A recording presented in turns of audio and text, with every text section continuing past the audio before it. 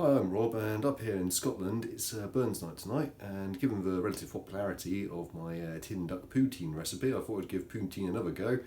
So tonight I'm going to try and make some haggis poutine. For the ingredients, I have got some haggis, I've got some parmesan and swede, some gravy, some cheese, and these chips, which I parboiled yesterday and put in the freezer last night. And we're just lightly defrosting now, about 10 minutes before everything starts getting cooked. So let's roll on and get this haggis poutine made. Okay, so pretty simple here. Do as it says on the packet.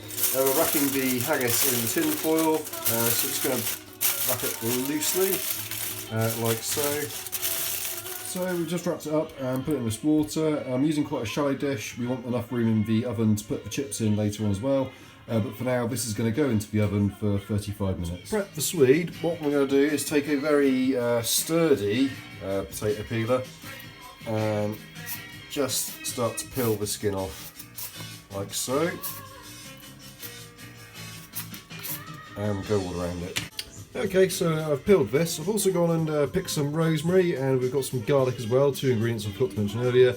But they're going to go in with the swede chips to make them taste great, along with the parmesan. So I've diced the rosemary, and we're going to chop this into chips, basically. So taking a knife, making sure your hand's behind it, you can cut through the swede like so. Maybe if it gets stuck like this, just get a rolling pin and sort it out like that, because it will be quite tough compared to maybe if you're used to chopping potatoes. This is a lot stiffer, so just go careful with your knife, basically. And I'm just going to make this into kind of quite thin chips. So I'm just going to drizzle about 2 tablespoons full of olive oil on there, and then we're going to add about 50 grams of the parmesan cheese. So adding 50 grams of the parmesan, which in this case is about half the pack, mix that around so we've got all the swedes covered in parmesan.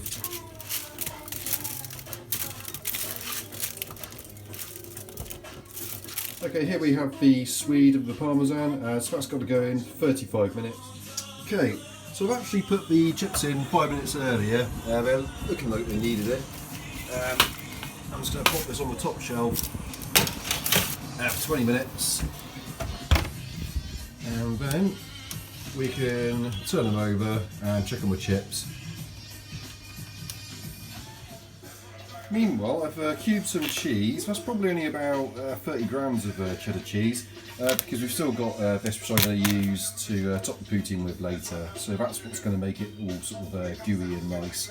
But it's nice to have a few cubes in poutine, because that simulates the cheese curds, which are hard to come by. So this is how we're looking after about 20 minutes. We're just going to flip them over now. So I think putting them on the tin foil is a bad idea. I've put them onto greaseproof paper instead now. I'm going to put them back in for another 15 minutes. Okay, so I've got the gravy on. I've also started drinking wine, which is probably not a good idea. I'm repurposing the tin foil there to act as the base layer in the poutine tin. It's got some like cheese burnt onto it, but I think that's going to add to the flavour. So I'm going to give that a go. Basically, what I'm going to do is take the haggis out and then pop it in this gravy, pop that in there, put the chips on top, put the cheese on top, and then put that back in the oven for about 10 minutes. So I'm going to do that. I don't know how much of it I'm going to video because of the wine. So this is the cooked haggis. So what you want to do is just get a knife and cut into the plastic, and then with some scissors, just basically cut round so you can get the haggis out.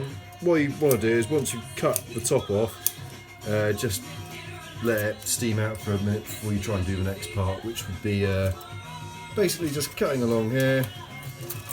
I'm not going to do fully, and then you can unpeel it after it's cooled down a bit. It's handy to have a little pot of water, and you can put your fingers in the cold water and just unpeel it. So that's the whole haggis. Out. What I want to do is basically put about half of that into the gravy, and that should be sufficient for the poutine. Okay, so there's our poutine all layered up. I'm just going to put it in for 10 minutes just to melt the cheese. When I get it out and serve it, it's going to be great. Okay, so here we go. I've basically just rolled it off of the tin foil into the dish. A poutine that Rabbi Burns would be proud of.